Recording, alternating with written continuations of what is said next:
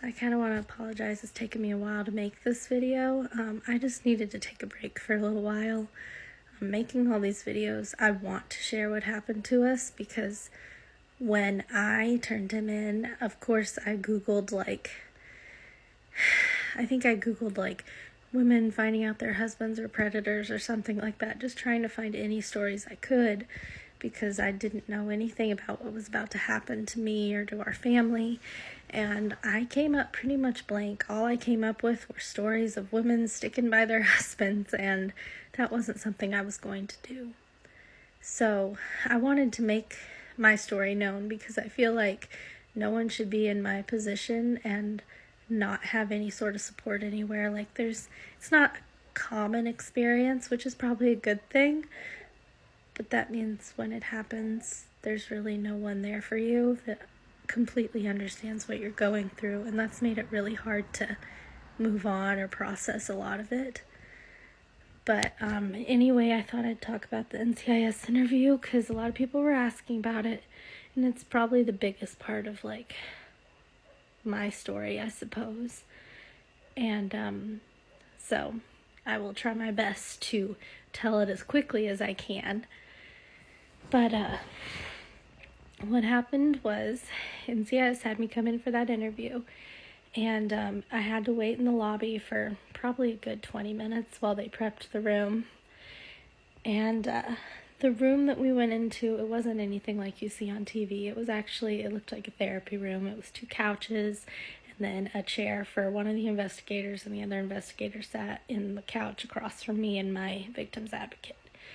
And initially when we went in there, they kind of took me aback because they asked about the domestic violence instead of what I just saw on my husband's computer. And I was very surprised. I didn't think that was anything we were going to go over. In fact, I really didn't plan on talking about the domestic violence. All that was in my head that night was, we have to get him arrested. He cannot come home. He cannot hurt my kids. All I was thinking was just get him on the child pornography charges. I didn't think I had enough evidence for anything else. But NCIS they felt very strongly that we needed to go over the domestic violence, which I'm glad they did, because in the end that did help me with the restraining order.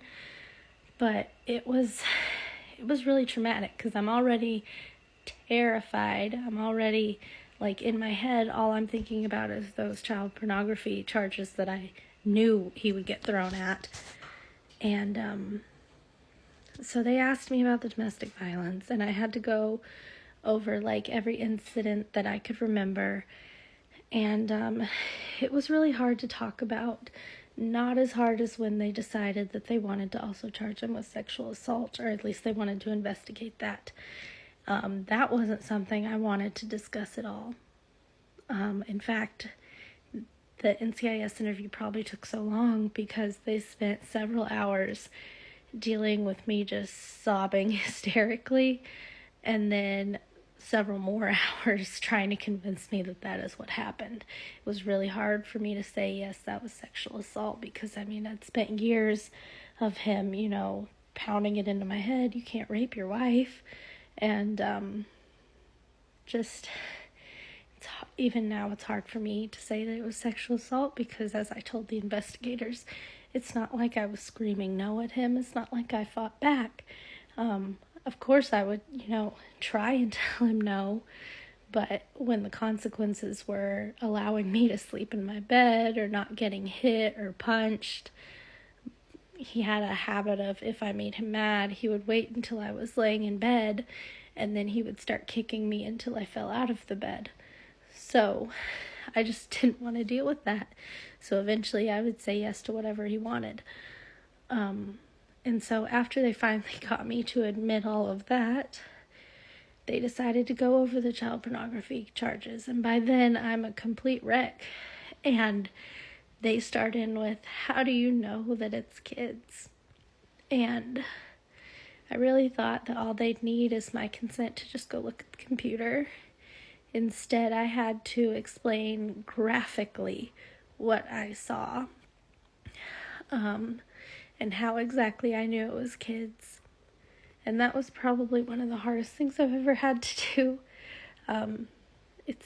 I wish I could just forget those kids some days, and I know I'm never going to, because I spent 6 hours going into detail on them. Like, I can still remember every detail of what I saw, and sometimes it's really hard for me.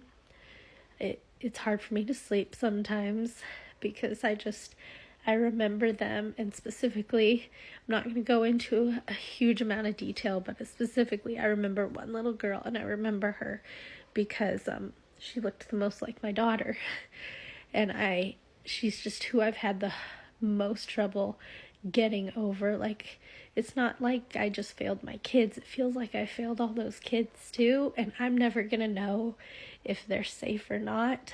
For all I know, they're still out there being abused. And that's really hard for me as a mom to know, and know that, like, my husband was paying to watch these kids be tortured.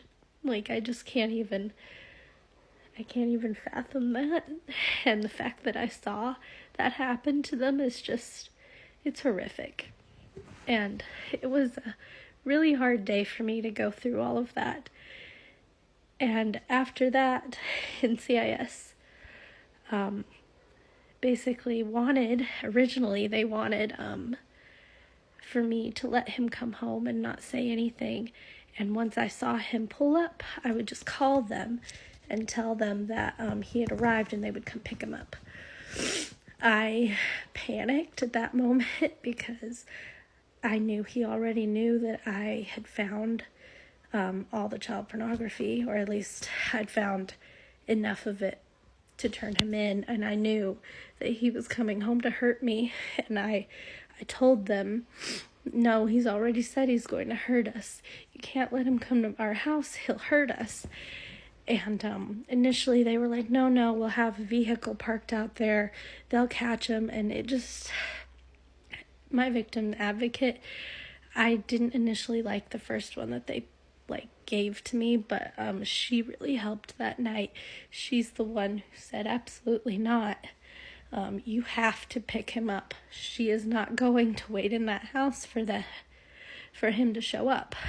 And thankfully, right about then, he had actually texted me another threat, and I showed them, and that was enough for them to decide that, yeah, they're going to go to the airport and pick him up. And so after that interview, they sent me home, and they told me they would call me once they had apprehended him, I guess, and they would let me know that they had him in custody and whether he was going to be transported to the brig or to the barracks. And that depended on what he would say in his interview. Obviously, he said a lot of incriminating things because he ended up actually being transferred to a psych ward in San Diego for 72 hours because he told them he was suicidal. And after that hold was up, he was transferred to the brig, and ultimately it was decided that he had to remain in the brig until his trial. But that interview was a lot.